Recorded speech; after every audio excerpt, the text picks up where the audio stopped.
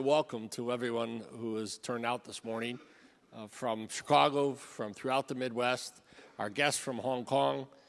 This is a great statement, not only about the interests of business people from throughout the Midwest about Asia and Hong Kong, but a statement of the belief that the economies of the world who suffered so much a few years ago are returning. We're traveling the world, we're doing business throughout the world, and obviously, as the title of this gathering reads, Think Asia, Think Hong Kong, you cannot be in business today and not think Asia. You cannot expect to grow your business, to be active in a global marketplace, unless you're thinking Asia. And I personally do believe, after having visited much of Asia, that, and especially other parts of China, that as you look at China going through Hong Kong, seeing Hong Kong in the way that many of us who have had the pleasure of being there, doing business there, as was mentioned, I was in the government and business, so I've seen it in both ways, and you've heard the statements from the government leaders this morning, and Vincent, of the welcome which Hong Kong has for businesses. So please take advantage of the people who are here from Hong Kong, take advantage of the leadership who are here, to talk to them about the opportunities that are there. We have a panel that's rather unique because you have three extremely experienced people in doing business. This is a business conference, the government people aside. When I used to be in government, that was the most important part of the meeting. Now it's like, okay, get them out, let's talk business. They have unique perspectives, and I'm gonna give a little introduction to each one of them. They're gonna speak. Then we're going to take your questions. I may have a few questions. As was mentioned, please fill out the questions. And please, if I can ask you personally, because my eyes are not so great, try to print or write it in a way that's very legible so I can read it. I'd appreciate that personally. But let me just introduce our first panelist. That's Marjorie Yang. Marjorie is chairman of Esquel Group, a leading Hong Kong-based textile and apparel manufacturer with operations throughout the world, producing over 100 million cotton shirts every year for well-acclaimed brands and retailers, all of which we would know quite easily. Marjorie has a Bachelor of Science degree from MIT and an MBA from Harvard Business School. She has been a member of the National Committee of the Chinese People's Political Consultative Conference since 2003. In Hong Kong, she is the chairman of the Hong Kong U.S. Business Council, chairperson of the government's Advisory Committee on Admission of Quality Migrants and Professionals, as well as a member of the government's Commission on Strategic Development. In addition, she serves as deputy chairman of the Seoul International Business Advisory. Long an advocate for environmental conservation and sustainable production, Marjorie chairs the Shanshu Conservation Center and holds membership in the Advisory Council of the National Resources Defense Council in China. She is also on the boards of the Hong Kong and Shanghai Banking Corporations Limited and Swire Pacific Limited as independent non-executive director. In addition, she is also a member of Christie's Asia Advisory Board. Obviously, her experiences in business, running a global company, and also a perspective from the political governmental side of China and what's going on, I think presents a unique opportunity to listen to her and have some questions of her. So Margie, why don't you start us off? Okay. It's up to you. You can use the podium or use the chair, either one. We're going to try to, where you're most comfortable. Okay. Well, first of all, let me say, good morning, ladies.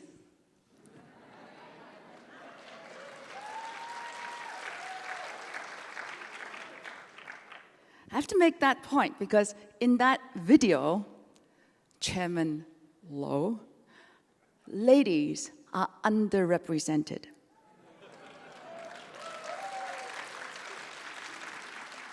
But I think there is a reason, because the person who is responsible for making that video, who is walking in, is a woman.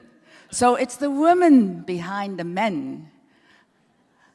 And in Hong Kong, in fact, I have to say that the men are very tolerant and allow us ladies to have a lot of say.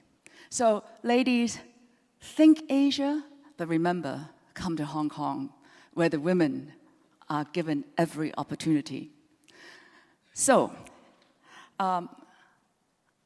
Esquel, our company, was founded in 1978, and it was the time of opening up of China. So, and Hong Kong, I just want to walk through the cycles of innovation that started in Hong Kong over this period of very exciting development in China. So 1978, China opens up. Everybody's excited. But how do you do business? So a company like, we were started right then.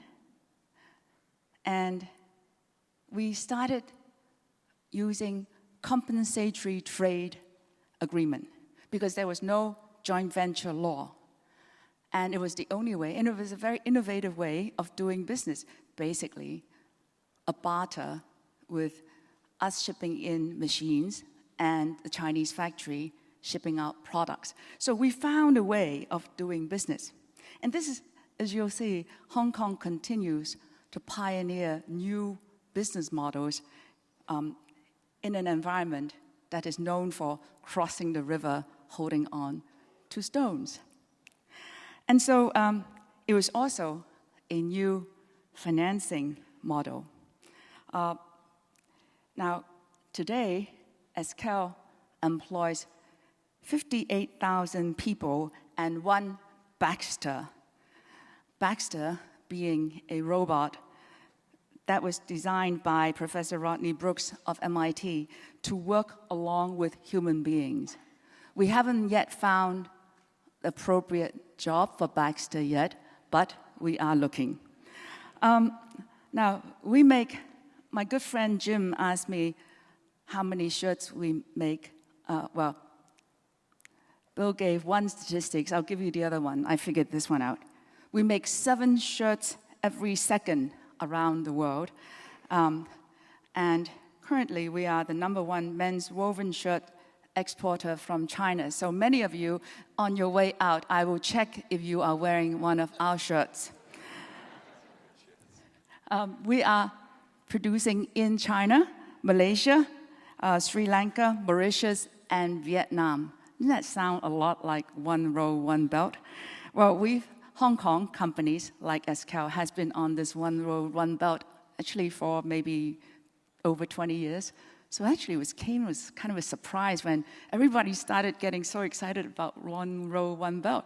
But we've been on this one row, one belt for quite a long time. So anyway, we start from ginning, spinning, weaving, knitting. We make accessories, sewing, and the younger generation, like my daughter, they're started in retail distribution of a brand, and guess what? It's called Pi, because I majored in math, and also in business school, Pi is profit. So of course, when we started a brand of shirts, we used that as our own house brand. And they are also interested to explore distribution opportunities in the US. 1988. So we started off as just a sewing operation. Then 1988, we backward integrated into fabric to support one of our major customers, which is Polo Ralph Lauren. Now, I'm sure most of you guys own an Oxford shirt from Ralph. Well, earlier, before 1988, that fabric was only from Japan. And at that time, the Japanese were getting out of the fabric business, and they were moving it to Indonesia. But we were not comfortable with the quality coming out from Indonesia. So we ended up backward integrating, and we built a fabric mill specifically to support our partner to provide the quality and also price stability so that all of you could continue to pay $52.50 for that beautiful Oxford shirt. And then,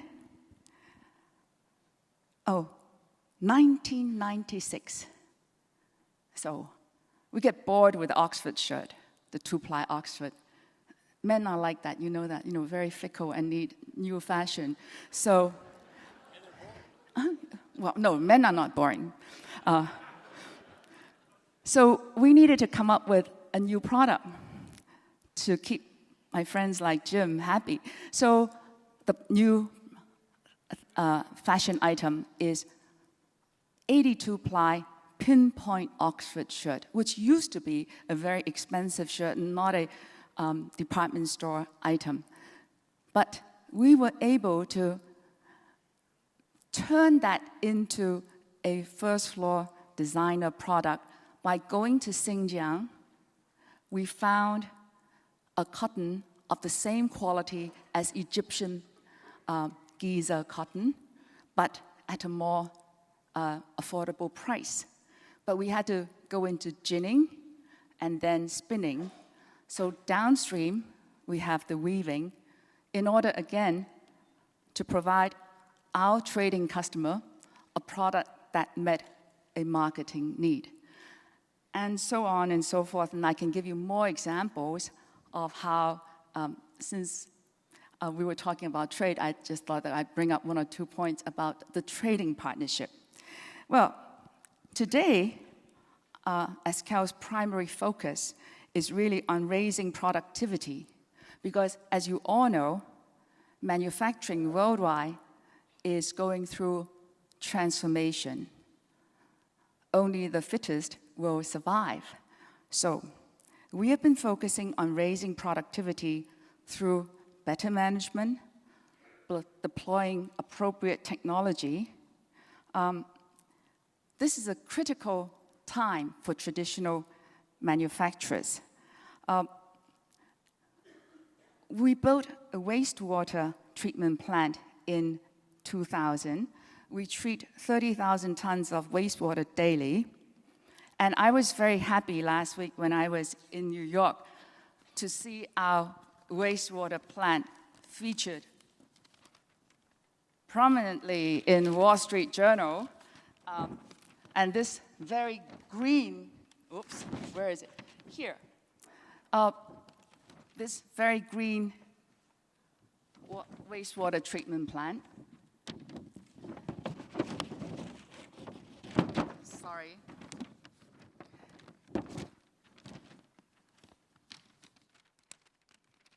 I was asked if you could swim in there. No, we do not allow swimmers, but we've partnered with many technology providers around the world, including Dow Chemical, etc. And today, from 2005 to 2012, total water saving was 8.6 million ton, or 4,300 swimming pools. And from 2005 to 2015, we saved unit energy consumption by 40% and water by 60%. And all this is through a lot of collaboration with technology providers around the world, including many US providers. We are focused on bringing different kinds of innovation. And for example, we are currently the biggest user of a Microsoft product, a social media product called Yammer in Asia. Very surprising, given that we are not really known. The textile and apparel industry is not really known to be a high-tech sector. But it's changing. So Microsoft told us, we're a good customer. And we are working with American companies some of them are established companies, others are startups. One West Coast company in the Silicon Valley, on how to grab.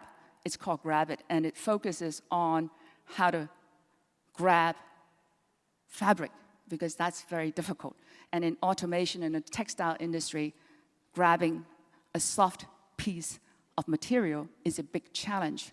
Or in the case of Baxter, again, Baxter is a technology still looking for a use in the traditional sector. Taiwan is studying, we are studying, and Esquel represents one of typical Hong Kong companies who has manufacturing base in the Pearl River Delta that is tackling, just as Chicago today is taking advantage, well, not taking advantage, but being the center of intellectual capital development to transform the traditional manufacturing sector in the Midwest. Hong Kong is taking a leadership role in transforming the traditional manufacturing sector in the Pearl River Delta, which some have viewed as some have already given it the death sentence. We don't think so. We think that it's an opportunity. And well, Esquel, we feel that we are doing very well. Apart from the statistics on the environmental data, our workers in the Pearl River Delta has raised their productivity by over 10% over the last 4 years. Income also have gone up by that amount. And this is all through innovations and better management. And this is an area where we feel that there is more and more opportunity. This also, now, I was in New York, and I was reading in the Sunday New York Times magazine about how South Korea has a fantastic IT infrastructure. And then I remember that Hong Kong ranks 6th with Seoul at 11 in a survey on the ICT Maturity Index run by Ericsson. And if Seoul is such a great opportunity, then if Hong Kong is ranking higher, it must mean that we have an infrastructure that is ready also to take on a lot of innovations from the many startups or existing tech companies, particularly in servicing the transformation of the industrial manufacturing sector that is in rapid change in that area. So finally, connectivity with Chicago from my personal experience. 1979, my father brought the Hyatt Group to China. We built 3 hotels in Beijing, Fragrant Hill, and 2 others. And today, Hyatt has probably one of the strongest presence of any international hotel groups in China. 2013, Boeing, another Chicago company, very familiar with Hong Kong. Cathay is a big Boeing customer. And thanks to this Boeing Cathay connection, we can arrive in better shape from Hong Kong to the Windy City. And Boeing took advantage of Hong Kong's unique position and started an aviation services research center at a university in Hong Kong, which I am council chair of. We're very happy. Government gave a lot of support. And this is intended to serve the biggest growing market for Boeing, which is the mainland. So I think many Chicago companies have already started taking advantage of Hong Kong, and we are very lucky to have this connection with Chicago. I've been giving Garrett popcorn as Christmas presents. So with that, I think I'll complete my comments. Thank you, Margie.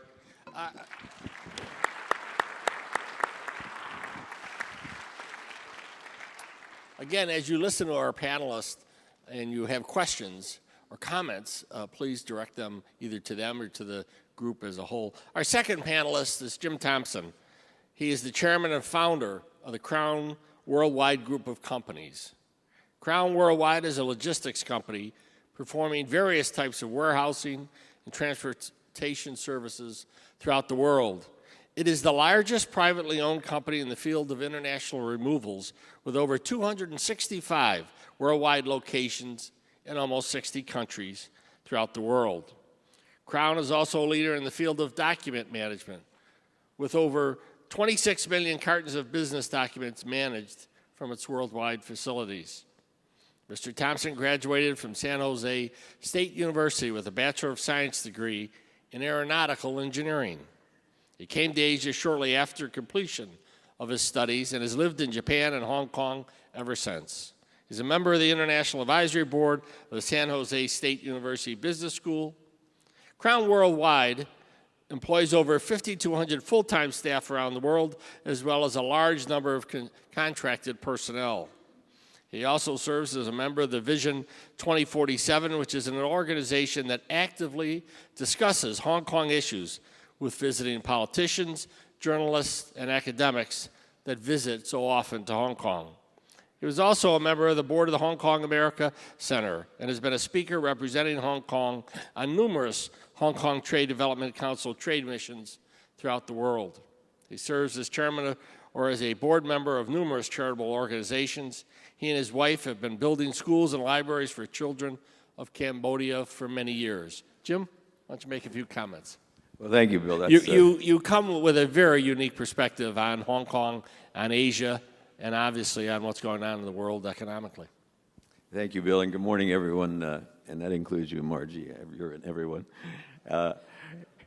It's really wonderful to be here in Chicago, and I just want to tell you a little about my business and then how Hong Kong has really helped us be the success that Bill just described in his comments there.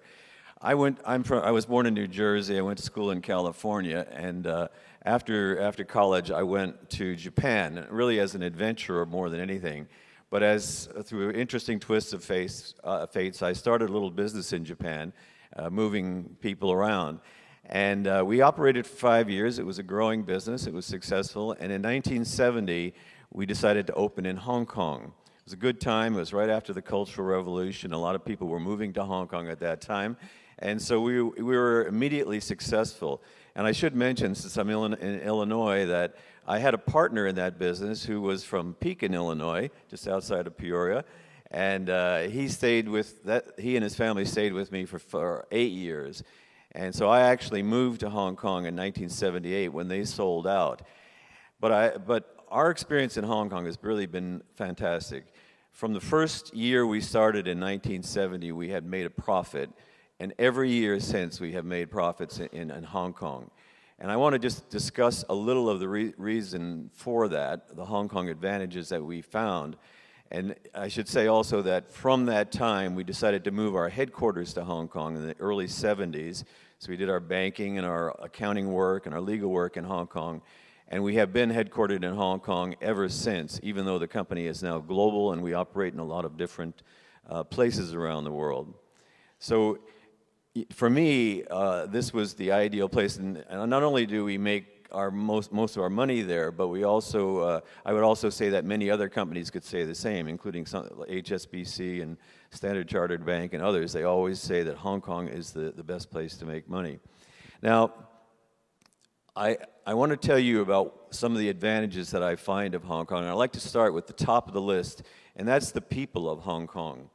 Now, you know, I sort of I grew up believing in what was known as the American dream. Well, I actually found the American dream in Hong Kong. And when you think about what the American dream is, it's people who basically have very little and they build wealth or a better life for themselves. Well, this is the Hong Kong people to me. Many of them immigrated from other places, from China into Hong Kong, and they became people who wanted to make their life better. So those people who many of them became our employees, whether they be blue-collar workers or white-collar workers, are the most hardworking and actually very intelligent and determined people. We don't really see anything like complacency in Hong Kong. The people there are very active and aggressive in making their life better.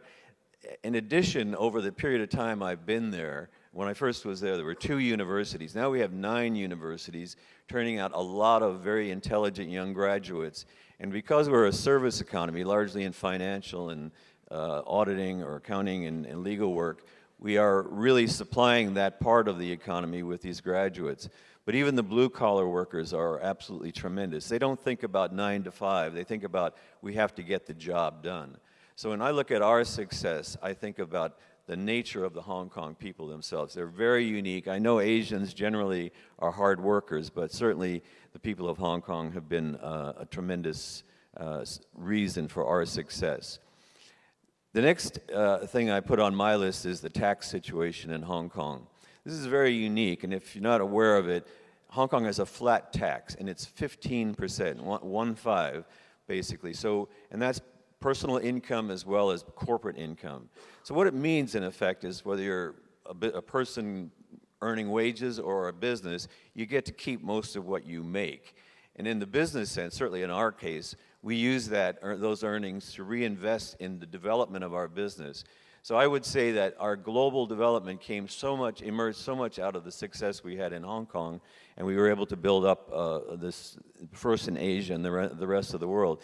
The interesting thing about Hong Kong and this low tax rate, a huge amount of their annual budget goes to education and to welfare and infrastructure of our city. But despite that, we have full employment, and we usually end up with a very healthy surplus to the budget as well. So it's a very unique place in terms of how they manage the finances, and that actually is, again, one of the major contributors to the success of our business. Another factor that I would say is important is the level playing field we have in Hong Kong.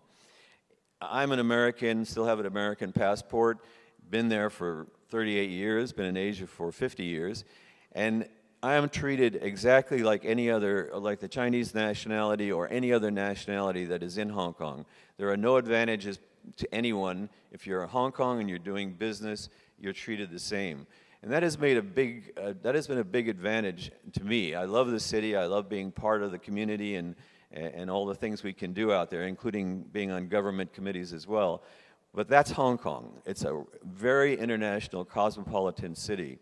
I was actually looking this morning on the internet because I wanted to answer a question I had, how long it takes someone to set up in Hong Kong. If you Google that question, you'll be amazed at what comes up. But basically the answer was that you could set up a company in Hong Kong in a day or two, and it costs under $1,000. So if you took a shelf company, what they call already formed company, you can buy that and literally be in business almost instantly. And that's one of Hong Kong's huge advantages.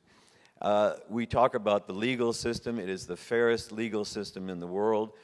I always like to read the newspaper when certain people decide to challenge the government or even sue the government for something and actually win against the government. There are not many places in Asia where that would be the case. And so it just shows how fair the judging system and the jury system are.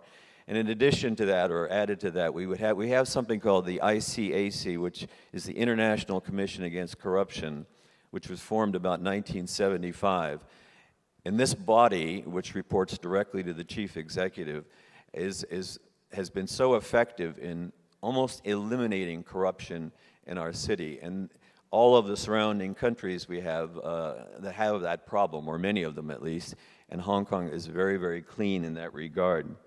And when it comes to raising financing for business and everything, we found that was a wonderful place to do it. We had no problem getting access to banks and financing for the development of our company, because certainly Hong Kong is the financial capital of the world, of Asia at least. And the third thing I would say is we have a business which is the wine storage business. I started it about 2003, and it's been very successful. We don't sell wine, but we store wine, which that service didn't exist before. One of the fascinations to me about Hong Kong and the way the government thinks, it was almost entrepreneurial. But in 2008, there was a significant tax on wine imports, and the government decided to take that tax to zero. So today, there is absolutely no tax on any wine or beer that's imported into Hong Kong. And in making that sort of investment by giving up the tax revenue, they have turned Hong Kong into the wine center of Asia, without question. So now all the auctions, there's plenty of storage, and all kinds of activities related to wine. Everybody goes to Hong Kong to do that. And I don't think there are too many governments that give up tax revenue to do something like that. So it really does say a lot about Hong Kong. There's many, many more things I could say in terms of the joys of Hong Kong, but certainly as a businessman who has had success in this environment, I would really encourage you to, if you have any interest in the Asia, and as Bill said, this is the Asian century without question, you have to look east to see what's going on, or in this case, maybe look west. But it really is the part of the world that's going to be dynamic. As long as we've had 45 years of peace and development in Asia, and as long as that peace continues, there'll be prosperity and the raising of the level of people's well-being in Asia. So the final thing I would say is that Hong Kong is also a great place to live. I've lived there for 38 years. It's really an exciting place to live, but we also have a lot of other advantages for families as well, and country parks and that sort of thing. So if you haven't been there, and I presume many of you may have been, you certainly should come and have a look. It's a great place to visit, it's a great place to live, and it's a great place to do business. Thank you. Thank you very much, Jim.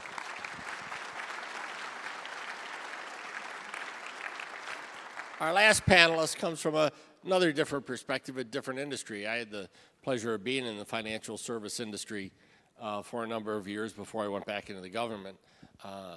Dr. Yang is the Chief Operating Officer of China International Capital Corporation, CICC, a great financial service company that is growing dramatically, has grown over a relatively short period, worldwide, enormous professionalism amongst the staff, and so it is a really dynamic company, and his perspective should be a little different than even Jim's and Margie's. Dr. Gang Chu is currently the chief, as I mentioned, Chief Operating Officer of CICC. Previously, he was head of capital markets and head of investment strategy research of CICC.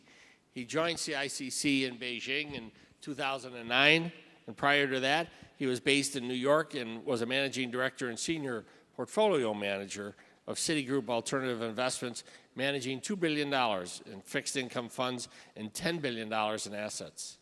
He graduated with a BS degree from the University of Science and Technology of China and a PhD in theoretical physics and Phi Kappa Pi honor from Northeastern University in Boston. Doctor?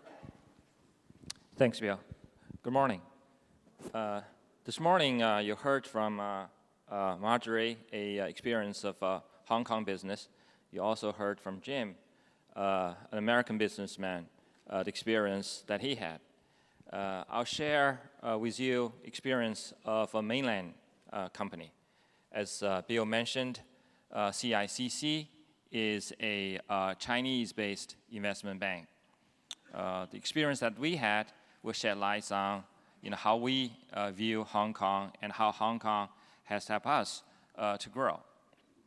CICC is a investment bank created 20 years ago, 1995, as a joint venture between Morgan Stanley and a Chinese construction bank.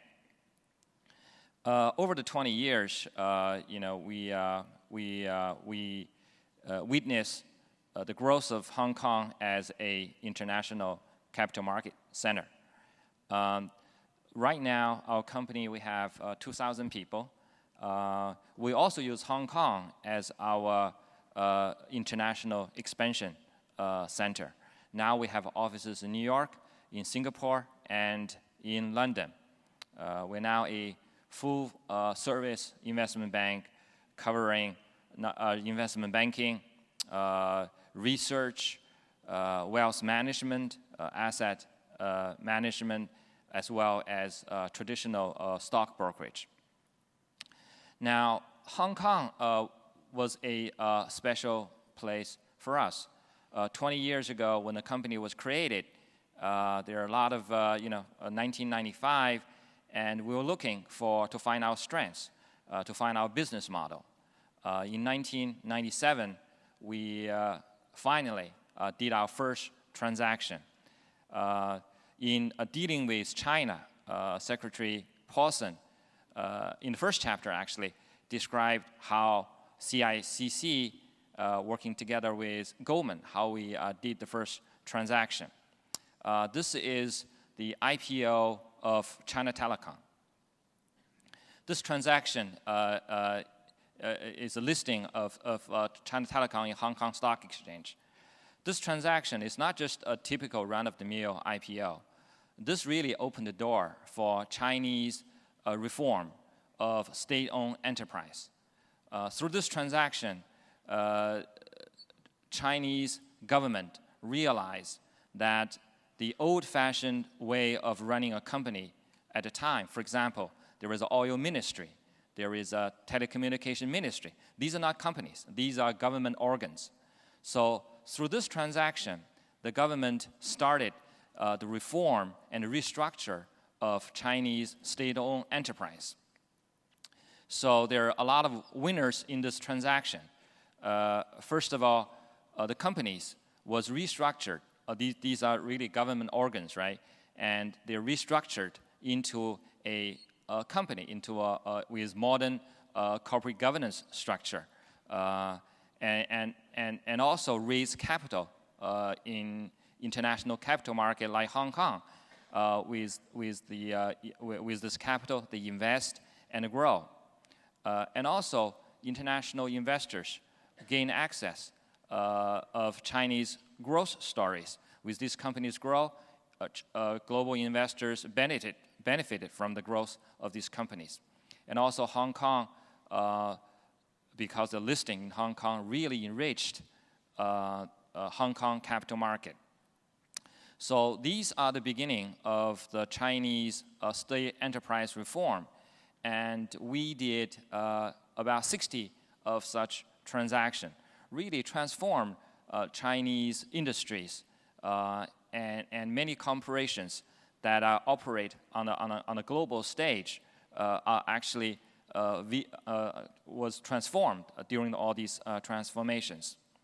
So within 20 years, within all these years, Hong Kong market has really transformed from a relatively small market to today a very large international capital market center. Today, Hong Kong's stock exchange, the market capitalization is number 3 in the world, next only to the US and China. And last year, Hong Kong Stock Exchange has the world number 2 in terms of IPO capital raising. The US is number 1, Hong Kong is number 2. And of the world top 10 IPOs last year, Hong Kong had 4 of it. So Hong Kong really has now become a bona fide international capital center. Now, with the experience that we had is quite similar to what Marjorie and Jim talked about. We felt the free flow of talent, the free flow of capital, and free flow of ideas really helped us to set up our offices in Hong Kong. We have a large office in Hong Kong. We have about 300 people. We hire international talent.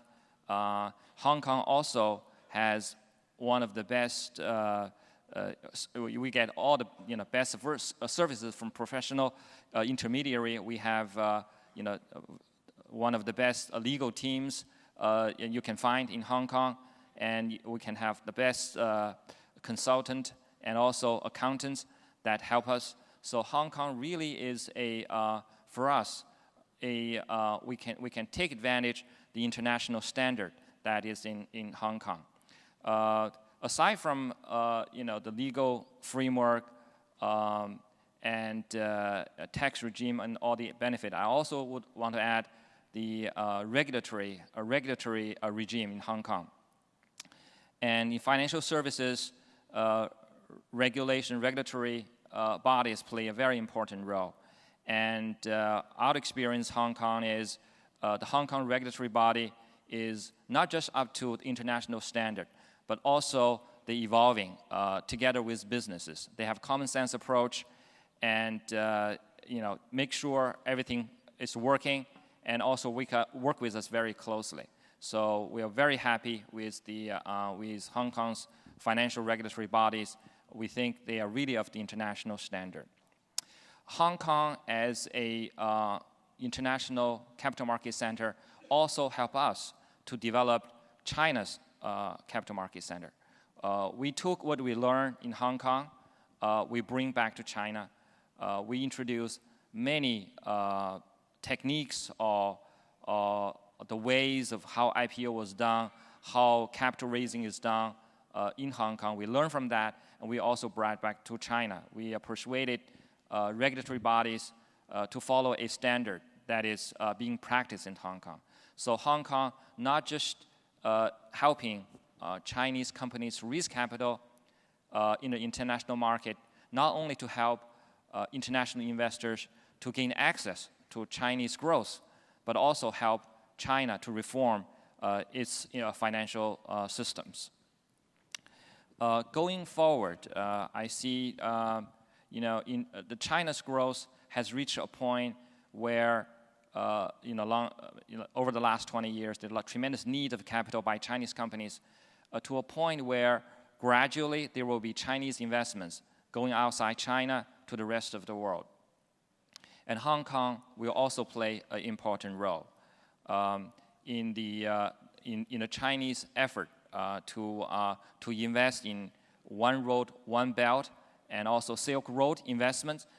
We found Hong Kong really have the talent and the regulatory framework for many of these investments to be embedded in. So for us, Hong Kong has been really helping us, and we view Hong Kong as an important stepstone for global expansion. So I think think Asia, think Hong Kong, and from us, I would advise you, when you think China, you think Hong Kong. Thank you. Thank you very much, Doctor. We're going to try to get as best we can back towards the schedule originally laid out. So we have a number of questions from the audience that I'm going to ask our panelists to try to be short in their answers so that we can get through a lot of questions, which is a great sign. Doctor, I'll ask the first one to you. It comes unsigned, but it is, how likely would it be for a small Chicago financial service advisory company to do well in China or Hong Kong? And any recommendations to a smaller company as how to begin to do that business in either Hong Kong or China? China, at this point, there's tremendous opportunities, not just for large financial services companies, but also China is very large, and financial service there is still underserved. I think especially small and medium-sized companies in China need a lot of help in terms of capital raising, in terms of strategic direction, in terms of modern management. For a Chicago-based financial services company, I would encourage you to really find your edge, find your advantage, and focus not just on the large companies in China, but small and medium companies, and they're really underserved. And Hong Kong, I think, would be a great platform. There is, as mentioned early in the day, China capital market is in the process of opening up. The Hong Kong-Shanghai Stock Connect program really tied together the two exchanges. Now Chinese investors can buy Hong Kong stocks via Shanghai Stock Exchange. International investors can buy Shanghai-listed stocks via Hong Kong Stock Exchange. And so I see a lot of small and medium Chinese companies now trying to take advantage of that and go to Hong Kong to raise capital. So your experience in the international market will serve you well in Hong Kong. In China, obviously, there's still a lot of regulatory burdens for small financial services company out of U.S. or out of Chicago. So I would encourage you to use Hong Kong as a platform. Great, thank you. Next question is from Ron Mark of the Price Group for Margie. How does world commodity prices, such as the price of cotton, affect your business? And obviously, how do you manage that risk? And the second question is, do you have a favorite T-shirt? The second question I'll answer first. It's that Yellow Warriors T-shirt. I haven't thrown it away. I'm still wearing it. First question. It's an interesting question because our spinning operation is in China.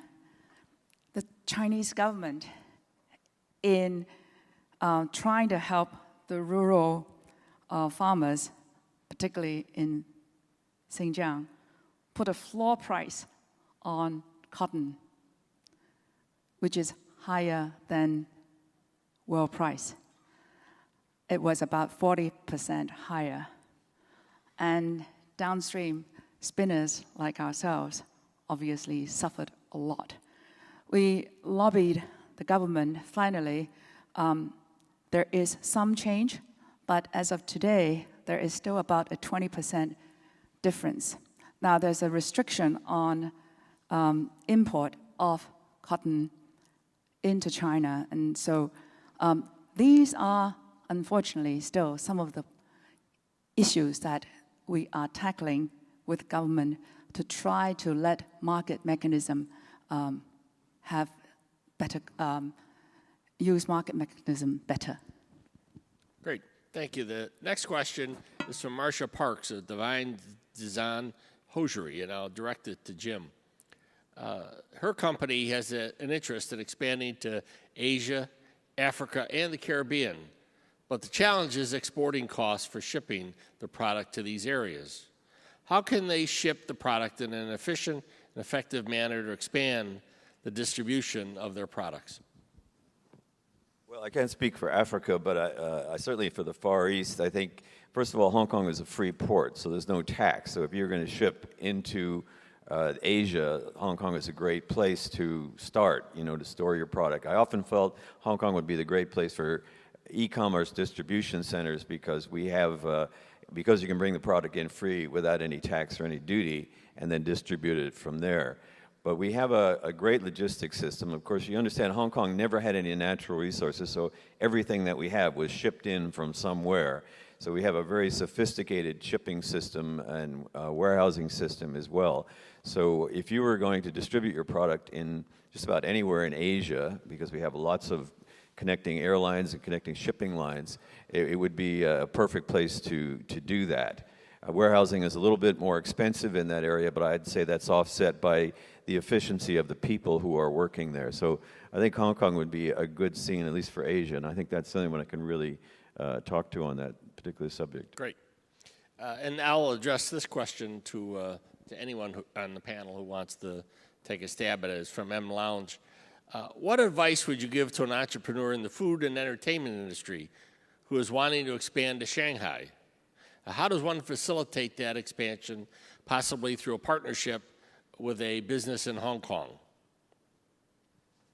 Anybody want to try take a stab? Well, Jim? we have something that the chief executive mentioned called CEPA. It's actually a free trade agreement between China and Hong Kong, and that's possible because it's two separate members of the World Trade Organization. So if you were to set up in Hong Kong, you can easily service, you'd have to set up with a company in Hong Kong, a joint venture or something, and then you could facilitate the China market very, very easily, be it Shanghai or any other major city with establishing either whatever you're doing in the food business. So I think the CEPA thing is a little-known secret of Hong Kong. It's something people should learn about if they're going to invest because it really does ease the entry into China and help the connection. Great. And we've spoken a lot about the opportunities in Hong Kong and obviously the opportunities in China. Would anyone like to take a stab at talking about some of the obstacles for U.S. businesses who do business in Hong Kong or in other parts of Asia, and some advice on how to overcome some of those obstacles. Okay, Jim? I'm sorry. I was asked this question in Toronto, so I think there are very, very few obstacles in Hong Kong, but two of the realities is that it is an expensive city. So we have our rentals of whether it be warehousing or retail space is probably more expensive than many other places. But as I mentioned in my comments, that the low tax regime pretty much offsets that. And I would refer to maybe Chicago, but certainly New York, where everything is expensive as well, but yet industry thrives in that environment.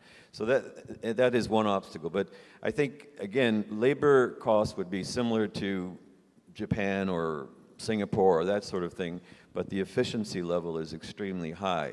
So I want to say there really are no obstacles to Hong Kong, certainly none that cannot be overcome rather easily. What do you think, Margie? You must have some thoughts on that. Oh, I was going to just, not necessarily connect it, but I was going to say that the one thing I would advise is that don't come to Hong Kong or China if you're still thinking about just taking advantage of the cheap labor force. However, there is an abundance of talent, which is a new generation of talent. That is China and Hong Kong's real competitiveness. George Fushi asked the question, what manufacturing industries are in the greatest demand by the Chinese consumers today? Doctor? In China, the economic growth is experiencing the need for change. The investment-driven model at this point has reached a level where, as you read in the papers, there are pollutions, there are debt issues, and also, in many cases, lead into corruption. So there is a need to restructure the Chinese economy. The growth of consumption has been an important driver for the Chinese economic growth. In the current cycle, I think there's a short-term and medium-term and long-term. In the current environment, the growth rate are coming down, even for consumption. But for a longer term, when you visit China is really just not one economy. China, you can simply think of it two economy. One is coastal wealthy area, and the other one is western area. Now, in coastal area, when you visit large cities, you can see consumption is picking up. There are so many industries that has experienced tremendous growth. Movie industry, for example, China is now, in terms of box office, number 2 in the world. It's experiencing 30% increase. And also in leisure and traveling, I'm sure sometimes you read papers, you see during public holidays, the tourist spot is all swamped. So the growth in traveling has also been picking up dramatically. Now, there was a difference between consumption today and consumption a few years ago. Consumption a few years ago, people were really driving the luxury brand. The French, Italian brands doing extremely well in China. With the anti-corruption campaign during the last 2 years, the consumption we see has been really shifting toward middle-class consumptions. So that the growth of that has been experiencing really good growth. So we felt the consumption in China will continue to grow longer term. Technology consumption, TMT, they all will continue to grow very well in China. Margie? Quality. I think the Chinese consumer is really, the middle-class consumer is coming up very fast. So it's no longer the Marie Antoinette kind of consumption. The middle-class consumption, it's all about quality. And then I think they're looking also for responsible production. Great. Let's give a big round of applause for the panelists, if you would.